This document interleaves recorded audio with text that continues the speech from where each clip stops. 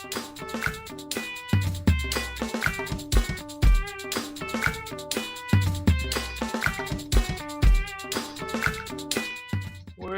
hello everybody. Welcome back to the Minutes with Milo show. And there we are on the internet. Thank you for showing up. Thank you for watching.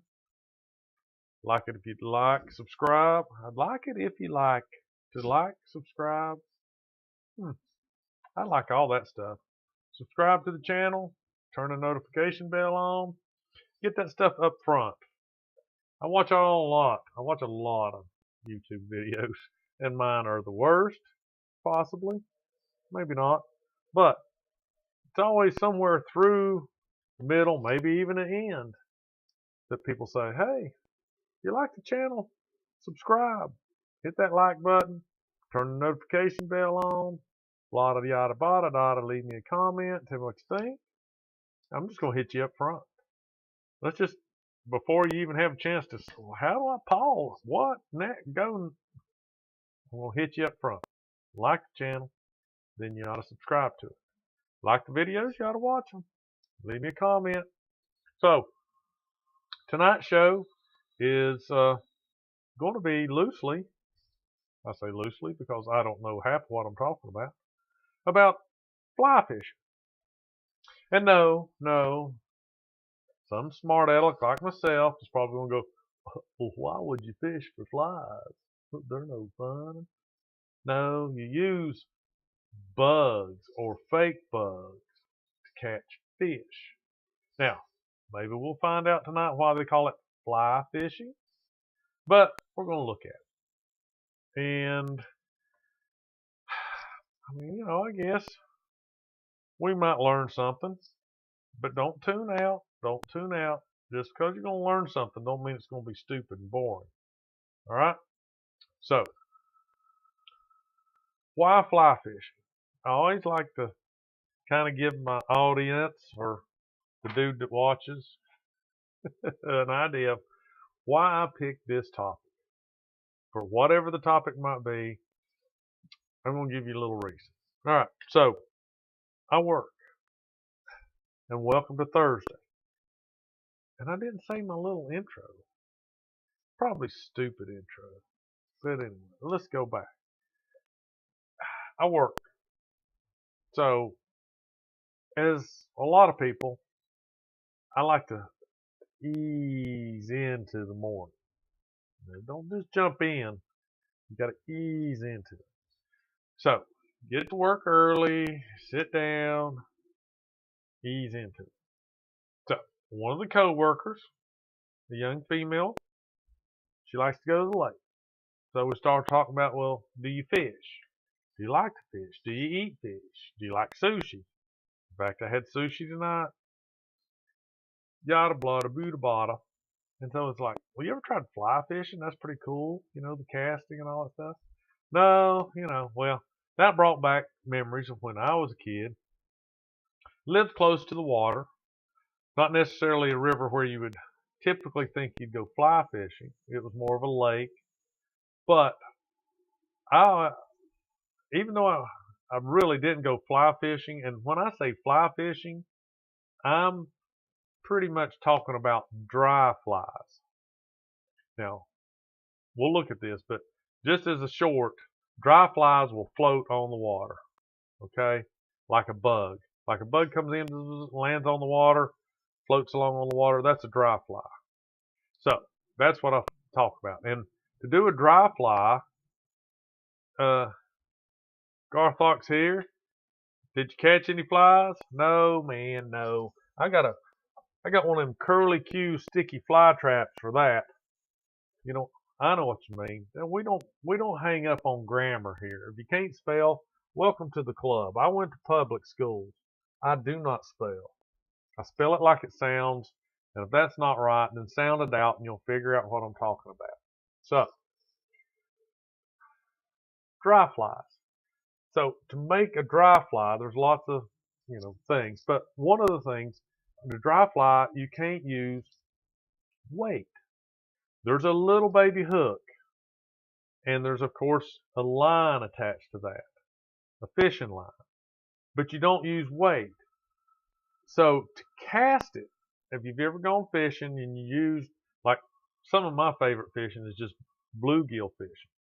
And that's where you have a hook, you put a worm or some type of bait on it, you got a couple of sinkers, and then up above that you've got a bobber or a float or something that suspends the line with the bait and the sinkers in the water that you watch bob along the top of the water. Or it floats. Bobber, floater, you get it? But you have that weight, so when you cast it, you're slinging that weight at the end of the line, and it goes way out there. Not a dry fly. And I just remember all this stuff from when I was a kid. So dry flies are so light that they rest on the water and they float there. So you've really got to work the line. You've got to strip the line out and make it, and strip the line out and sling it, and strip the line. We'll look at videos, don't worry. And I used to just go out in the yard, outside. I'd go out there. First thing I did was got me a big old slurpy gulp of water out of the garden hose because I was all hot and thirsty, and it was warm. If you're smart, you let the warm water run out of it and you drink the cold plastic water. Best. I go outside in the sun and the air, in the shade. Okay, so I was in the back of the house. It was shady. Sometimes hot. And practice casting flies. And I want to look at this too, because as I recall, you could go to a fly casting tournament. Now, this is not just fishing. Maybe I'm wrong. Maybe that's ever gone. Ever drone fish. No, I'm trying to get this guy to take me drone flying. But anyway, I laugh because I've seen a couple of snippet reels, those short Facebook videos or Instagram videos where people get a little more than they bargain for when they drone fish. So, just casting is a talent. Just the casting part. Now, let's not even get into, we will get into, but we'll talk about tying the flies, what you use. I worked with a guy several years back before I retired the first time. My wife's going to make me work till I die. Well, you ought to work while you can. Anyway, he was a guy that was all in. I'm half in. So I like to try different things, but yeah, man, sometimes it gets expensive and I'm out. I'm out. So he's all in. I'm half in. So anything he does. And one of the things he got into was tying flies and fly fishing. And then, had a kayak that he used to lake fish, a lake kayak, Anyway, so he would tie flies. And you can get into, how you do that, what you make them look like. You make them look like insects. And I was telling this young lady this morning at work, when I was a young whippersnapper, lived in a small town, and a guy came along, and it was right on the lake, River Lake. If anybody knows Boone Lake, sometimes it's a river, sometimes it's a lake. Depending on where you are, is it a lake or a river more often than the other? Anywho, pay attention. He came in and just, oh my gosh. Is this going to be Garthok calling me in here? Hold on, don't hang up. How do I answer this thing again? Let's pick that up. Call from. Where? Press 1. To accept, press 1. To send a voicemail, press 2. Let me get that thing going. Let's hit that. Are you there? Hello, caller. Come on, man. Did you give up or did I hang up on you? Wait a minute. Now are you there? Hello? Hello? Come on, man. Try it again, Cleo. Garthok. I tried to get to you. Or are you there even? Maybe you're there and I can't hear you. Because it says, okay, let's do this again.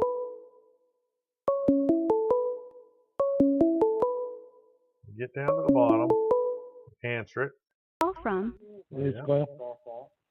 To accept, press 1. To send a Now, did we make it? Yeah, there you are. Did I win? Okay.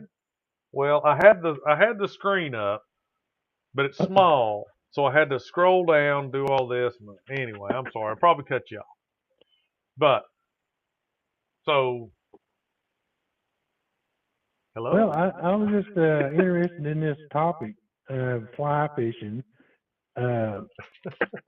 So, and I've never did what you say fly fish, and you're talking about casting and all that. It just seems like too much finesse and too much work. You get Yes. past a Zebco 33 rod and a worm or something, and that's pretty With much some out sinkers. of my league there. Yes, and it is, and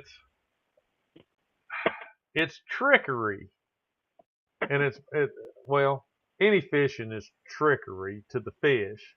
Okay, so but this is even more so because as a dry fly, it's artificial bait, of course. So the fish could never, even if it could get it off the hook, he couldn't really eat it.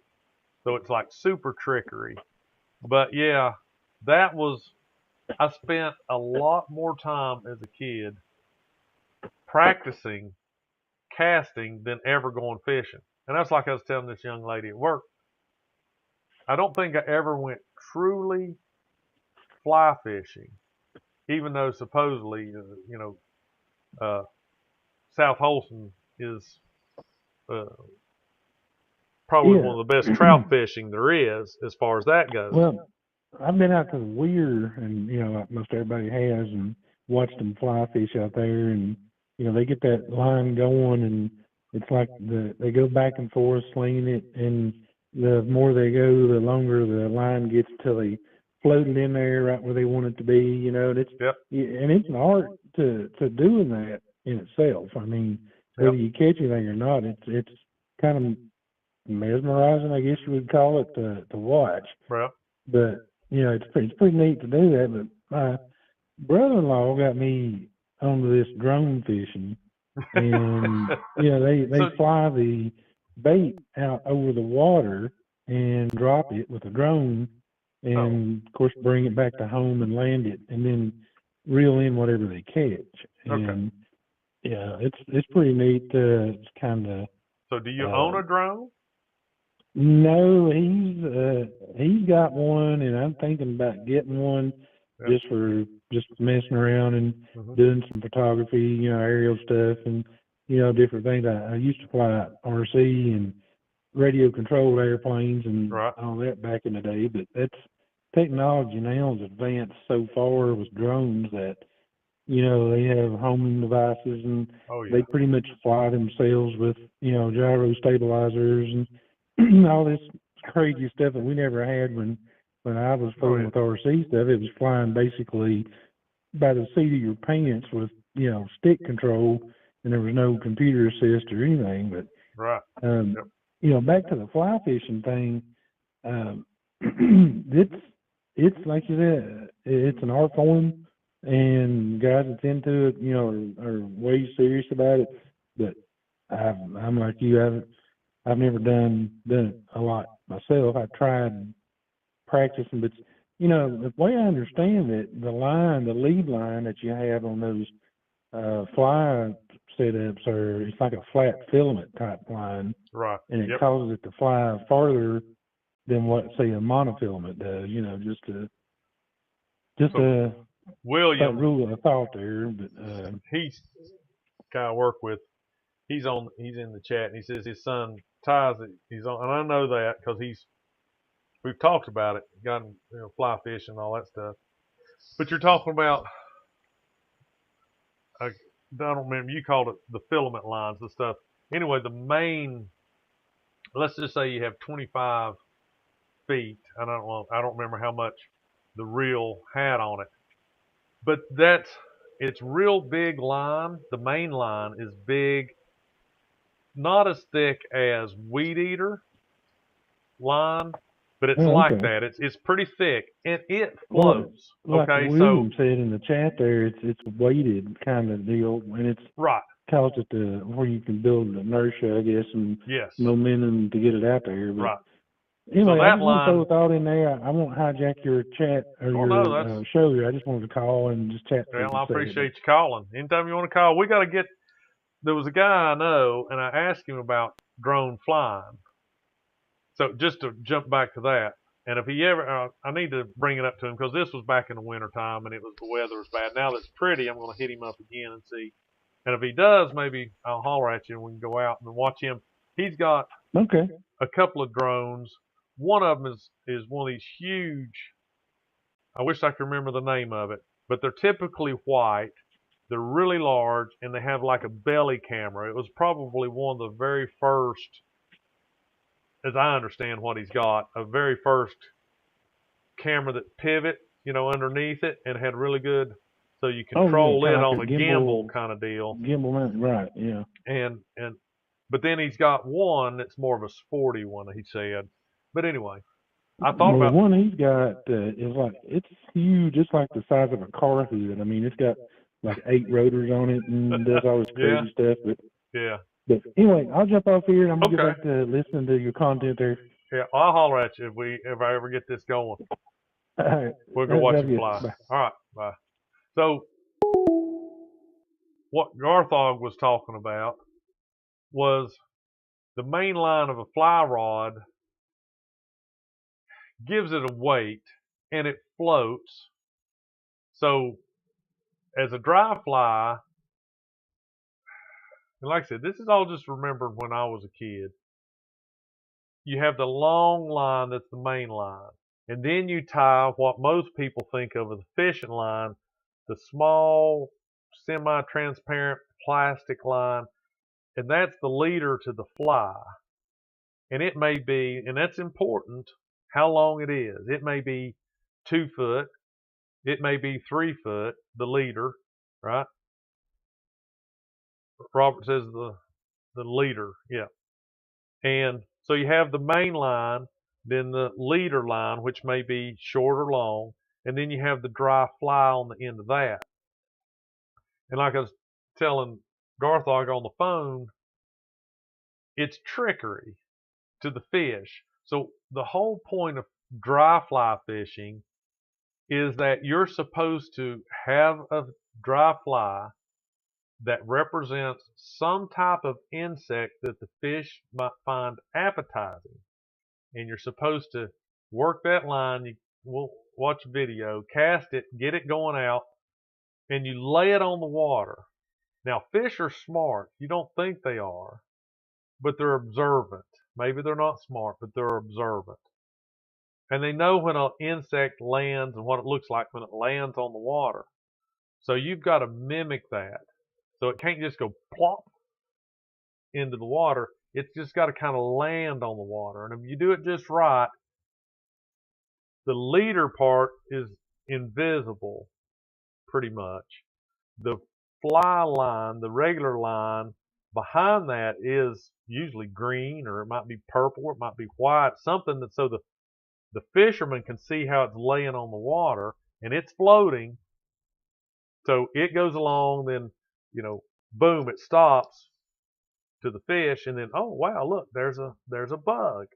I'm going to go up there and hit the bug, and it's usually trout or something that likes to eat from the surface of the water. And a trout will eat anything, but they see that, they go up to hit that, they pull it down to eat it, and there's the hook.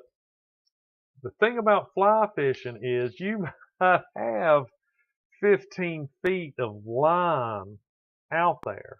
So not only do you have to lay it out there, present it as a real fly, you've got to manage your line so when it hits it and it pulls it under, you can pretty much instantly, I'll say instantly, but really quickly set the hook before the fish realizes, well, this ain't no stupid insect. and it's got some kind of crap hanging off of it and spits it out. So you got to set that hook. Then a fly rod has a reel, but you don't really use it like you'd use a rod and reel. Like, the rod's in one hand and you're cranking it and it pulls the fish in. With the fly rod, you have to hold the line with your free hand, the pole's in the other, and then you pull it in and grab it. You pull it in and you grab it. And so your other hand, your free hand, that's not holding the pole, is your reel. We'll watch the video. But it's, like Garthog was saying, it's an art form. And that's why I said I think at some point they used to have just a tournament. When I would practice fly casting, I had a hula hoop. And I would put a hula hoop in the yard. And then I'd walk back. Yes, Robert says they tie flies.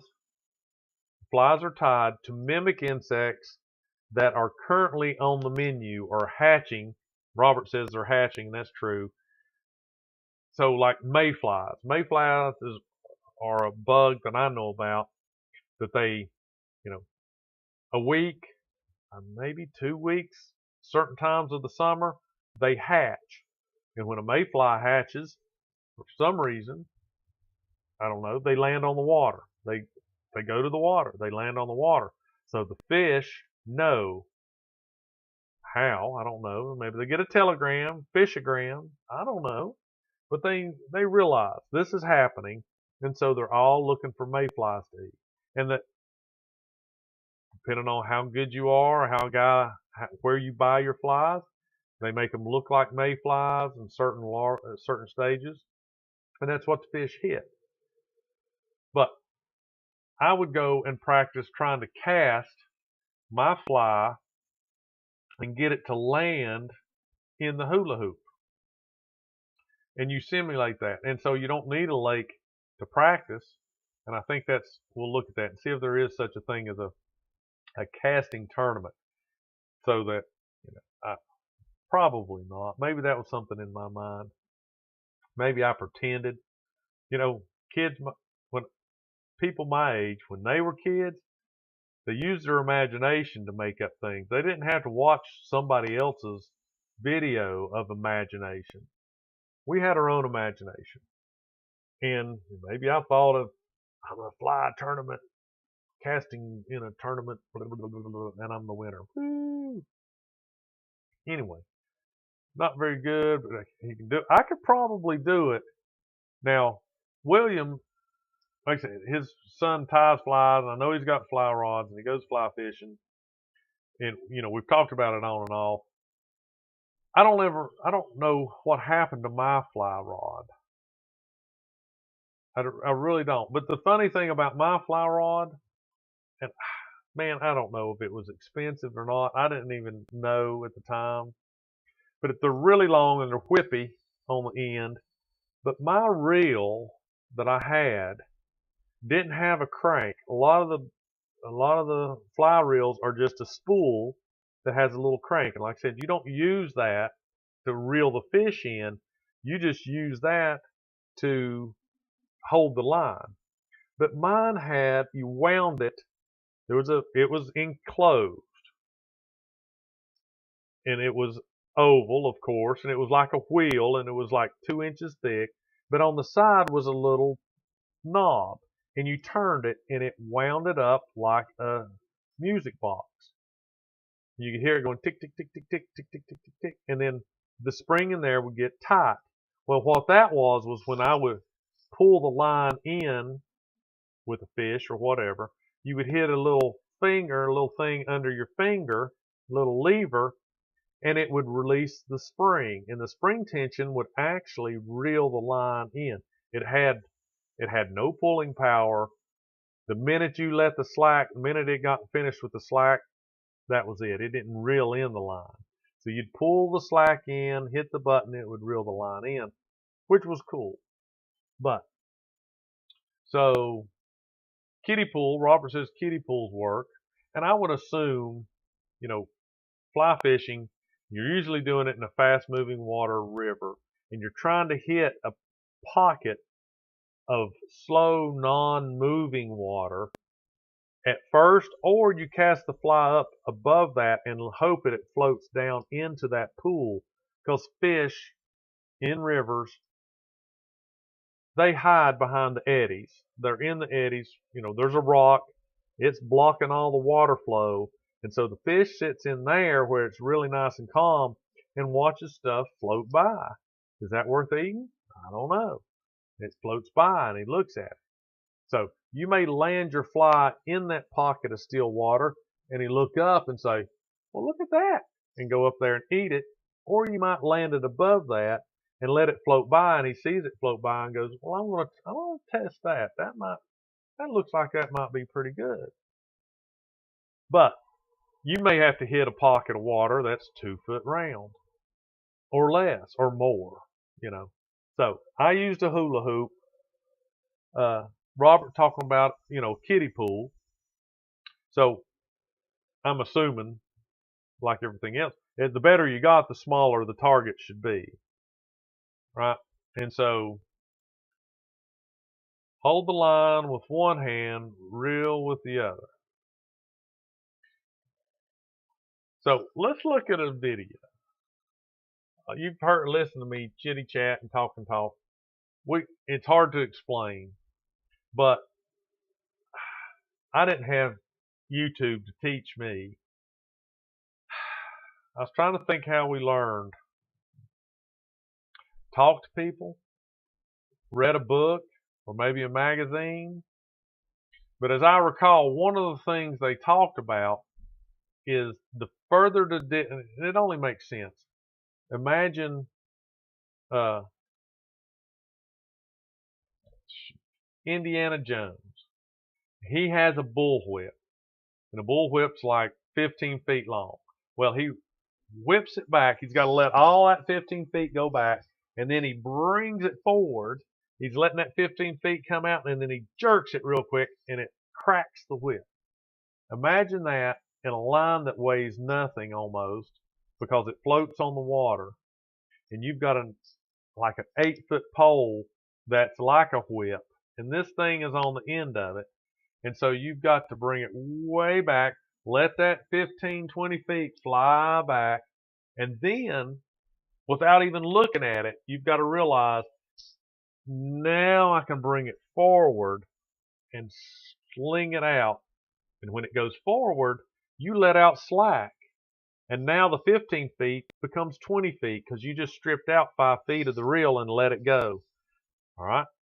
You let that whip out, and just before it gets there, you bring it back, and you're stripping out line with the other hand. And when it gets to the back, you repeat. Now your 15 feet becomes 20 feet. It's all about, but anyway, one of the things they talked about is holding the rod like a hammer and knowing when to hit that and then bring it back, and knowing when to hit the hammer and bring it back. It was fun. Yeah, Robert's all about rhythm.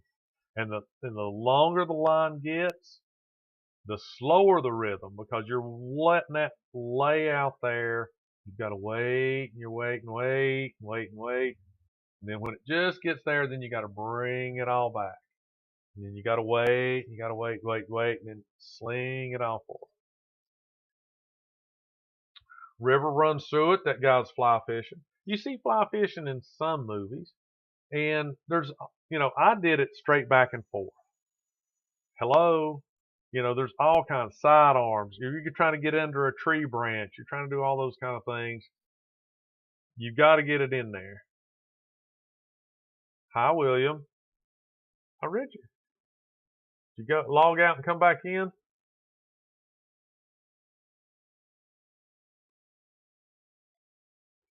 All right. Let me see if we can find us a video. I've yada yada yada and talked too long. Time to get some visuals going on here, homie. Time to get some visuals going on.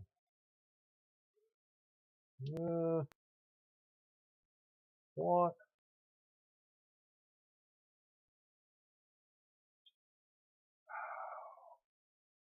All right, we're going to look at this. We're going to look at how to cast. I mean, this is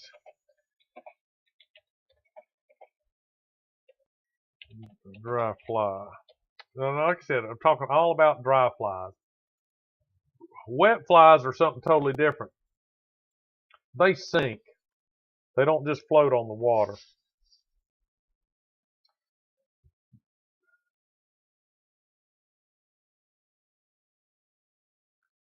All right. Let's see. Let's look at this.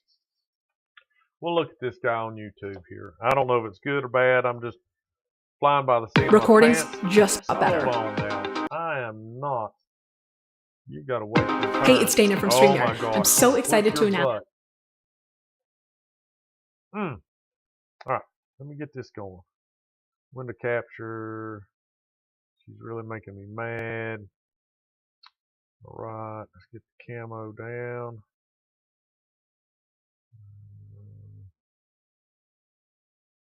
Here we go. Whoop. There we go. Fade to black. All right. So you see this girl. This is an advertisement. That local recordings are now available on StreamYard. Yep. Have you ever done a recording where your guest just had terrible internet issues? They were blurry, they were freezing, you could almost hardly hear them. Well, with local recordings from StreamYard, you'll... There we go. All right, so... Hi, Sean. Let me let you read this so we can... 2 simple fly casting tips for improving your dry fly presentation. All right. Maybe this wasn't the one, but we'll look at it. This is by Silver Bow Fly Shop. Let me get down here. Let's go full screen help. Is that better? Okay, let's see. Let me know if you can hear. Container from the Silver Bow Fly Shop in Spokane, Washington. Today I have a couple quick tips for helping improve your dry fly. I just want y'all to point. I just want to point out here. Look at the length of this guy's rod. Is that not impressive? Let's continue on. Presentation.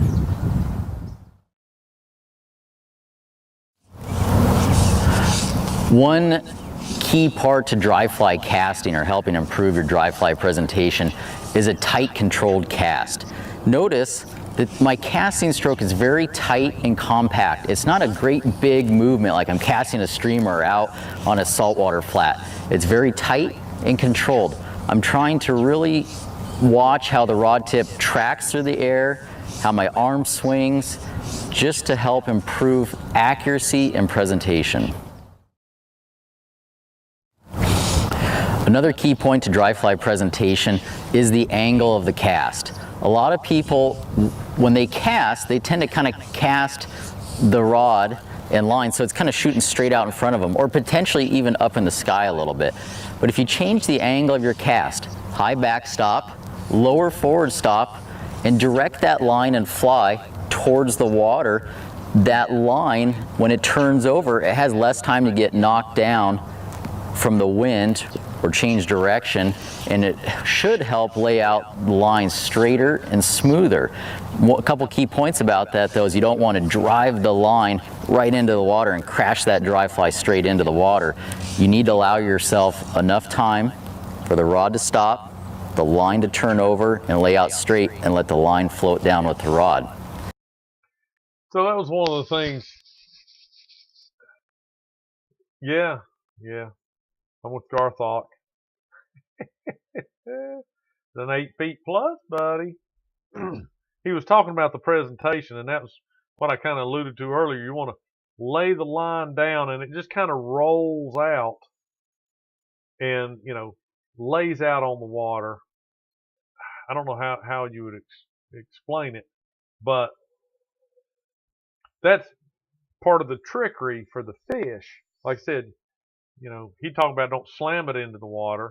You want it to lay out there, and from the fish's point of view, it ought to look seamless. That fly just landed on the water out of nowhere, and now it's ready for him to munch down on and eat. So, yeah, this perfect, good spot. Out in the open grass, all that stuff. The thing about it is, this looks and this is the way I practiced it, of course, in the backyard with no trees. But when you're in a river and you're trying to, it's a totally different environment. You know, I almost think you're spoiled when you practice in an open area because, you know, you're standing in running water, you usually have waders on, you're thigh deep or not even, maybe a little deeper, a little less, knee to thigh deep in the water, and you're trying to cast this thing with trees or overhangs. It's not clear sailing, and like I said, there's wind, you know, all kinds of stuff. But, you know, to get going, like I said, I could just do it in the yard, like throwing a ball up in the air and catching it. You know, with the kids, you went out and you entertained yourself.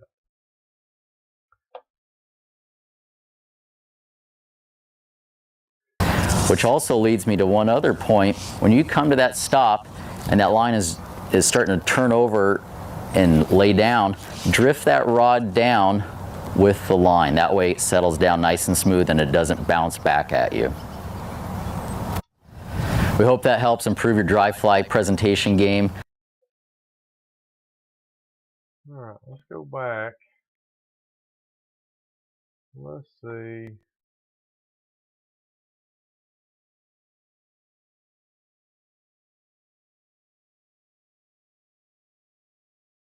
Looking on the side here.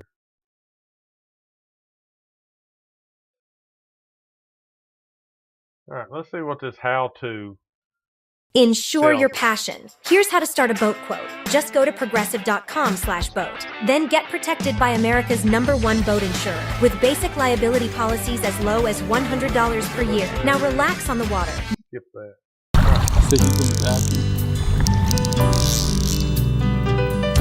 Dry fly fishing is one of the most exciting and interesting kinds of fly fishing because everything is visible. You can see the fish feed, you can see your fly, and you can see the fish take your fly. The sight of a big trout inhaling your dry fly is, for some people, the pinnacle of fly fishing for trout. Well, I have already stand corrected on one thing. Is this guy. The sight of a big trout inhaling your dry fly is right for some. Here. Well, okay. Let me see. Let me raise this up. Can y'all see that? All right. So maybe I'm not completely wrong. See how he has the line tied up in his left hand and he's holding the rod, but he's reeling in the excess line, the slack line, via the reel. So he's not really using the reel to bring the fish to him. He is using this hand to bring in the line. Some people, the pinnacle. All right, so see when he catches up the line, he's got the slack in it. Now he lets go. Maybe he's going to reel the fish in that way. I don't know. I never had a reel like that. But see how thick the line is? It almost looks like weed eater line. I mean, it's really thick. Of fly fishing for trout.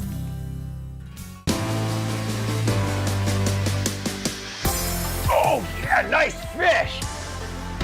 That fish has already refused that fly. You're gonna have to try just a slightly different pattern. The roll cast pickup is a great cast to use in a lot of fishing situations. This is a beautiful wild trout from a small stream. Just a gorgeous little fish.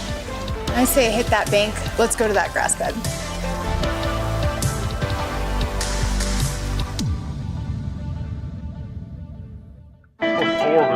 The Orvis Guide to Fly Fishing is supported by Orvis Fly Fishing, Algoma Country,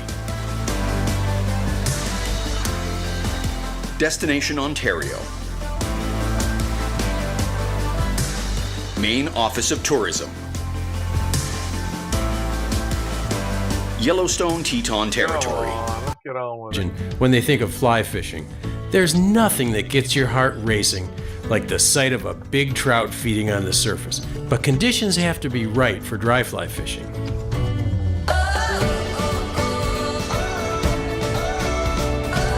In order to fish dry flies effectively, you have to have fish that are either feeding on the surface or at least looking up at the surface for food. The best time to fish dry flies is during a hatch when the fish are really concentrating on the surface, when they're emerging insects. Or So this is what Robert was talking about. He said during a hatch. So when, lots of bugs are insects falling into the water. But you can fish dry flies almost anytime. As long as the water temperature is above 50 degrees and the water is relatively clear and not super fast, you can catch fish on dry flies almost anytime.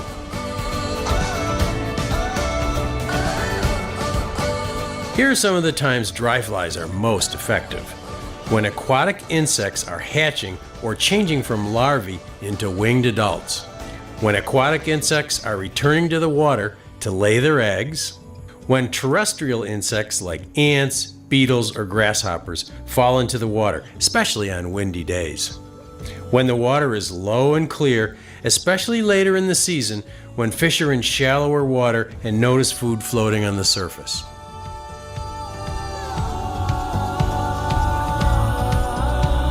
Don't start casting the minute you see a fish rise. I know it's hard to resist, but you'll be less frustrated and have more fun if you hold off. When you spot rising fish, first observe and make a plan before you... No, we're going to skip on. This thing's 23 minutes. I was hoping there was some type of... Okay, let's look at some of these flies. He's got some he's going to show here. To wade over to the other side or where the fish is to get in the same current lane to see what kind of bugs they're seeing. So that's what I'm going to do here. We've got a fish feeding up there in the riffle. I'm going to carefully slide down here in the tail, pick up an insect, see what they're probably eating, and then come over and try to match it. So what I got here is a little PMD mayfly. Now he got a little bugged up when I caught him. He had just emerged and he's still a little soft. But that's okay because I could see the size and the color of the fly. So all I have to do is hopefully poke around in my fly box until I find a mayfly imitation that's about the same size and color. Most anglers worry too much about what fly pattern to choose. In any given situation, dozens of fly patterns will catch trout in the same pool. Presentation of the fly is just as important, if not more important, than the correct fly pattern. The great thing about dry fly fishing, at least when fish are rising, is that you know where a fish is feeding and that you often have an idea of what it's eating. There's the dry fly fish, yes, the challenge. The challenge has been met. A beautiful brown trout, yay! All right.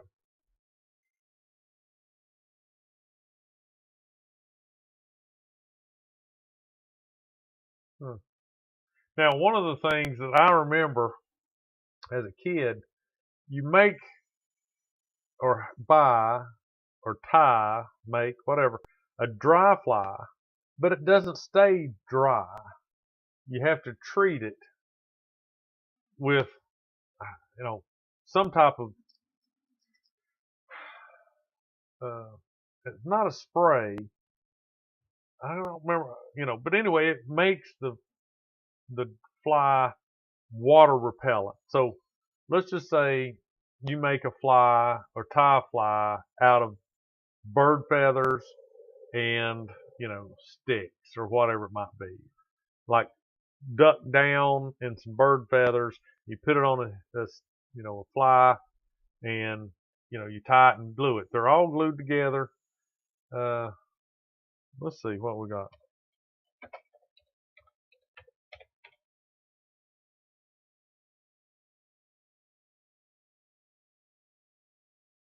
This was a guy that, when I was a kid, let's look at this first one. But you got to make it waterproof. It doesn't stay waterproof. So they make special sprays or applicators. All right, we're just going to tie a really simple woolly to keep them dry, to keep them waterproof. And you got to keep them waterproof or they'll waterlog and sink. bugger. We've had some requests to just show some basic flies. So What I have in the vise is just an Allen S402 hook. This is a number 6. Typically I'll tie my buggers in size 6 or size 10 for still waters. I don't think the size 8 adds enough variance in size. But anyway, we're just going to attach our thread. So when I was a kid and the guy moved a little shop and it was just like, I mean, the only thing you had was, it was a storefront kind of deal. So you had a picture window, a door. He had a desk, a lamp, the vise, and all of his little gear. I mean, you could put it in almost a, you know, a compact car that size. I mean, it wasn't anything that he, you know, it wasn't elaborate at all. It was just amazing, you know, to watch him take a hook and some different materials, and the next thing you know, a little glue, a little spinning, special thing, some thread, and boom, he would have a bug on the end of that little vise in no time. And then he would add different colors, and he would add wings, and it was really, I'm sure probably, you know, annoyed him, because you could go by and you could see in the window, you know, picture window, that he was in there, and I would just go in there and sit and watch him and stand and watch him tie flies. I mean, it was just, it was one of those things like making, you ever go to Gatlinburg and watch them make taffy? Those big arms are swinging around and you just get mesmerized by it. Some people like using thicker thread. I'm just using UTC 70 denier thread, and I'm going to take my thread all the way to the back of the hook. At this point, I've got a piece of marabou. It doesn't have to be awesome marabou, just any black marabou or any color works. A lot of people will take their marabou and preen it so that all the tips are showing like this. Now that makes a really clean looking fly, but it doesn't give you as much motion as marabou can give you. What I prefer to do is pull the marabou off of the side of the stem of the marabou feather and tie it in like that. So I'm getting those.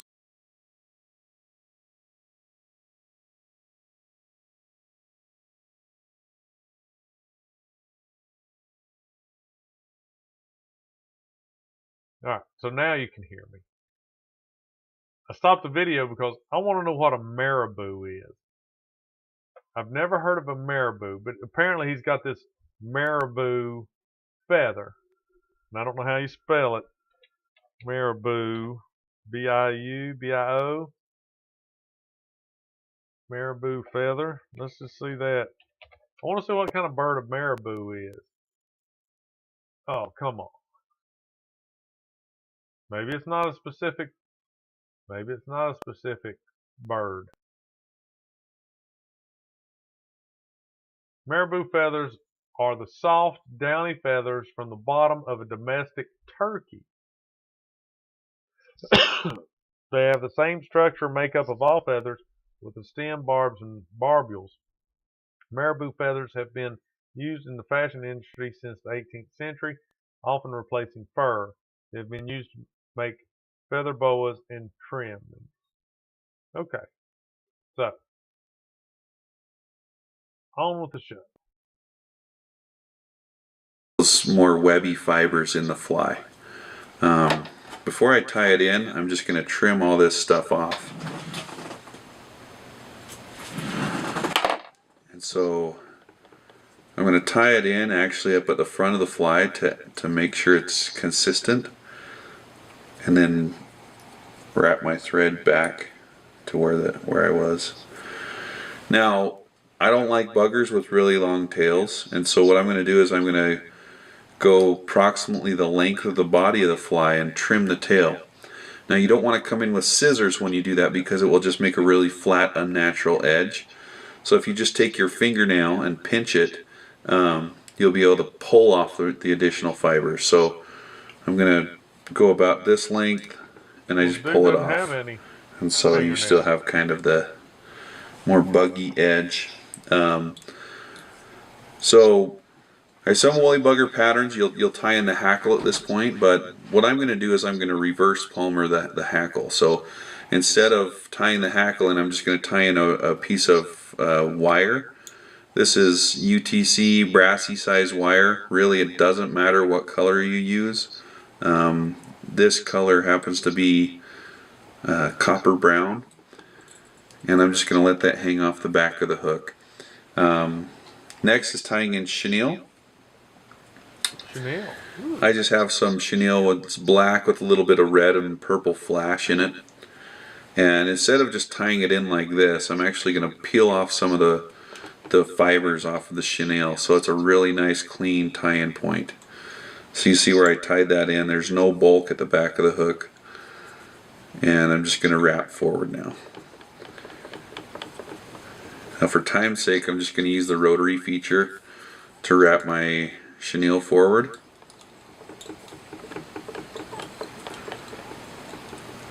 Right about to there. Just tie it off. Rotary feature is the spinning of the clamp device. Alright. At this point we'll tie in the hackle. Now you can use saddle hackle, you can use any type of hackle you want. This is actually one of the Schlappen style feathers from the back of a hackle.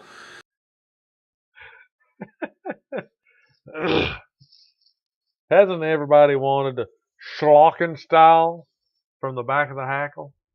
I mean, sometimes that's what you gotta have. You gotta have. And this type of feather will give you a lot more movement than a normal saddle hackle, but you know, any hackle will work. So I'm essentially going to... There it is, William. A hackle's a hackle. $20 is $20. Any hackle will work. To take it and, you know, peel off some fibers and tie it in just right here at the eye of the hook. Get rid of that stem. Now this part, it's a part of the time of the fly where the hackle can come undone. So I'm going to hurry and throw a whip finish in there with my fingers real fast so that as I wrap this it won't unravel.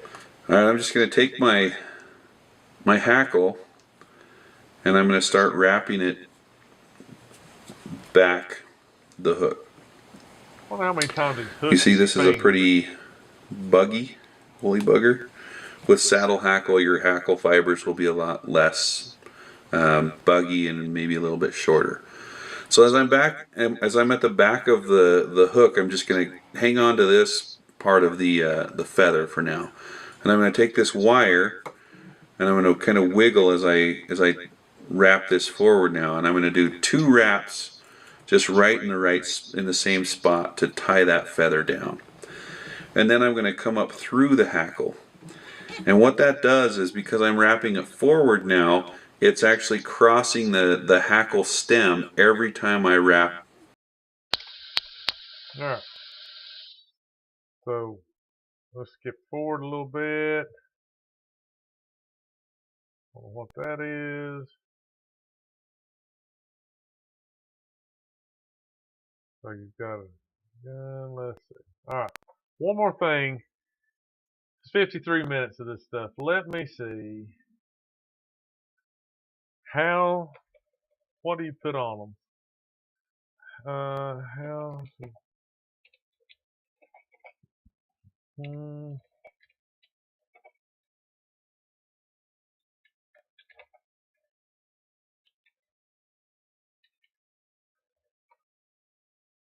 Yeah.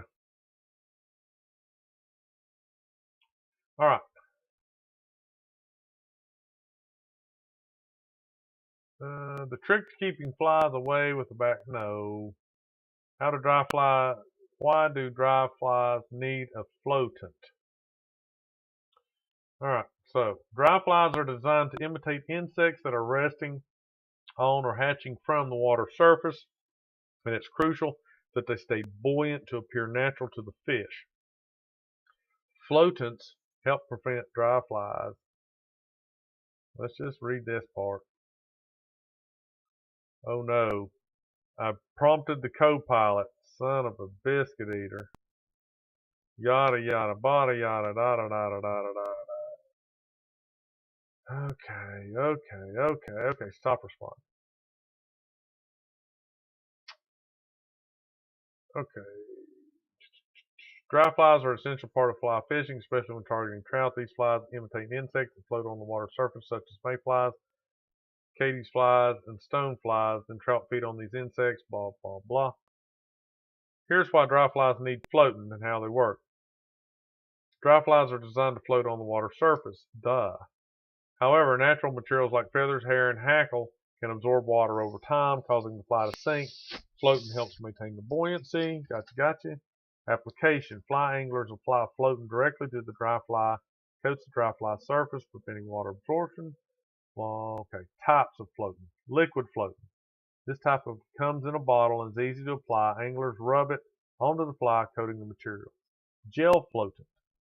Gel floating has a thicker consistency, provides longer lasting buoyancy, is ideal for flies, more porous material. Powder and shake floating. Shake floating combines liquid and powder. Anglers shake the bottle to mix the components before applying it. The co-pilot is very disappointed. Very disappointed. I believe when I was a kid, I had a little bottle. It was like an hourglass. And you opened it up on one end. So it was like an hourglass. And you twisted the cap off of one end and you dropped your fly into that empty cavity. And you screwed the cap back on it. Then you turned it upside down and the liquid ran into the chamber where the dry fly was. And then you flipped it back up and it ran back into the bottom. You opened it up, reached with whatever, tweezers, whatever, got the fly out, and then you would set it out to dry. And so, I mean, that's the way I remember it, trying to keep them, from getting soggy. Waterlogged would be a good term. But after we talked 56 minutes on this, I don't ever recall going trout fishing with my fly rod. Why? All right. So even back then, as a kid, they had fishing license. There wasn't as many game wardens, but I used to bluegill fish, all the time. All the time. Never had a fishing license. Nobody cared about bluegill fishing. But buddy, the minute you go trout fishing, right, where they pay money, the state pays money to restock trout, and that brings in, lots of people to do trout fishing, whatever it might be, you better have your trout stamp. You better have a daggone license. Even as a kid, they're probably not going to arrest you, but they're going to say, hey, kid, get out of here, right? So I never really went trout fishing with it, but I did fish with the rod. And what did I fish for? I fished for bluegill. That's what I knew. I knew how to bluegill fish. And so I bluegill fish with dry flies. Was I casting it like that? No, but I practiced that. But when I went bluegill fishing, I just used it like a cane pole, pulled line out, swung it out there, and let the fly lay on the water. Or there was a couple of times where because I wanted to use the fly rod, I took the fly rod and tied a hook to it with sinkers and a bobber and just did like I say, a cane pole. Cane pole is just like a piece of bamboo that's long, and it's got a long string tied to the end of it, and you just kind of swing it. Momentum just kind of carries it out and just drop it into the water. That's what I did. And it was fun. I knew how to catch bluegill, so I used it for that. And then, something else comes along. Baseball comes along, or football comes along, or I started shooting 22s, rifles. It's just, your changes. And so it got put aside, and I don't even remember whatever happened to it. I don't even know what happened to it. Let's see. Feathers are hollow. Hackle. Saturday Night Live came out. Huh? What do you mean? Sorry, Saturday Night Live came out. Oh, that was a comment ago. It's called Twig with some bait tied to the foot or so below. Yeah. Yeah. You just had you some string and a stick and you just threw it out there. That's all you needed.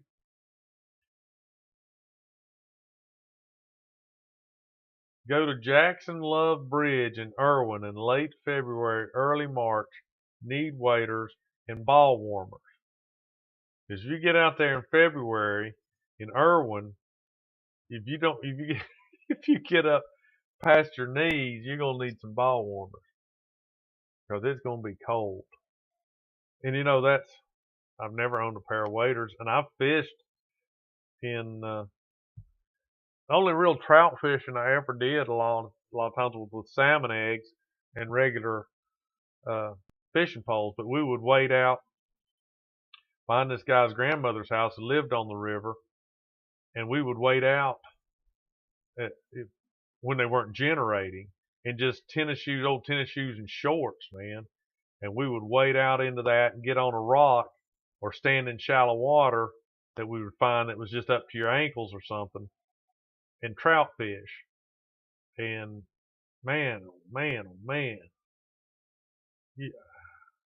Even in the summertime, you couldn't stay out there very long unless you could find a rock to get up on, or if you got into a shoal where you could just maybe get your feet wet.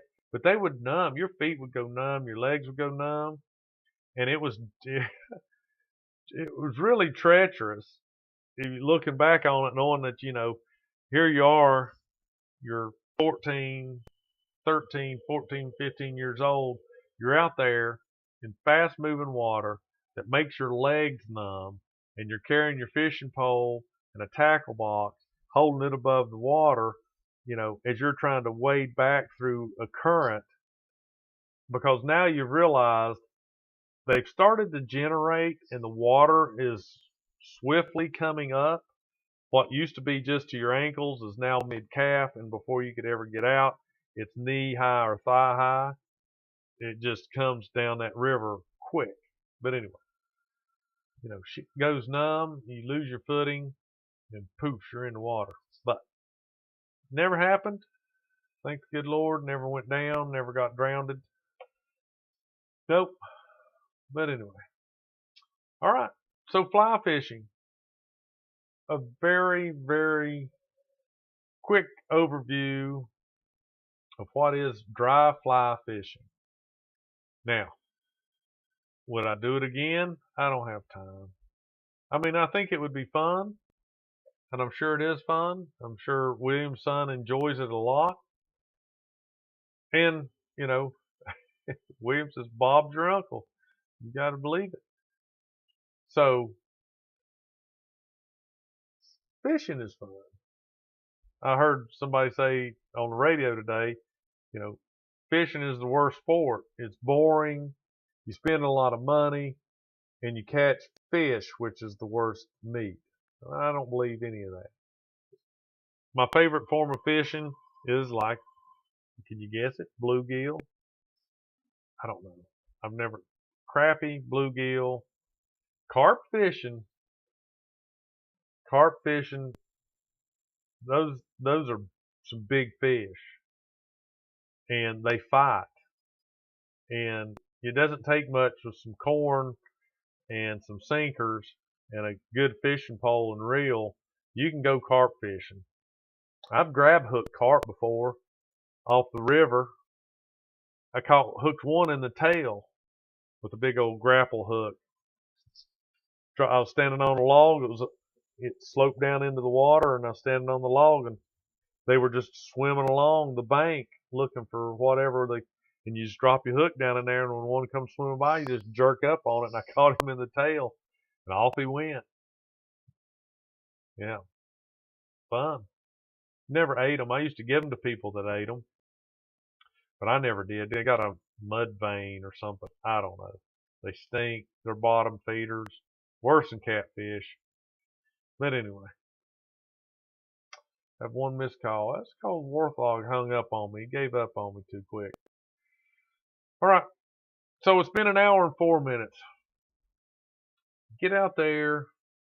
Get a license. Do some fishing. Try. You know, I never did look to see if there was a casting competition.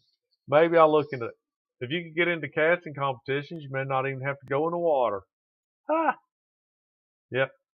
Once you're hooked, Robert's on a rip tonight, people. Look out. So, thank you for tuning in. Tell your friends, tell your family, watch the videos, look at something else, see some other stuff you like, subscribe. But I appreciate everybody coming. And next Thursday be another topic. I don't know. Maybe it'll be a continuation of fly fishing. Have no idea. I went out, mowed the yard, got back in, came up here and said, you know what? Let's talk about fly fishing. So, fly fishing it was. Anyway, thank y'all. And let's see, where's that button at? No. Stop streaming. There it is. All right. Thank you, everybody. I'll see you next time. Minutes with Milo Show. Tell some people.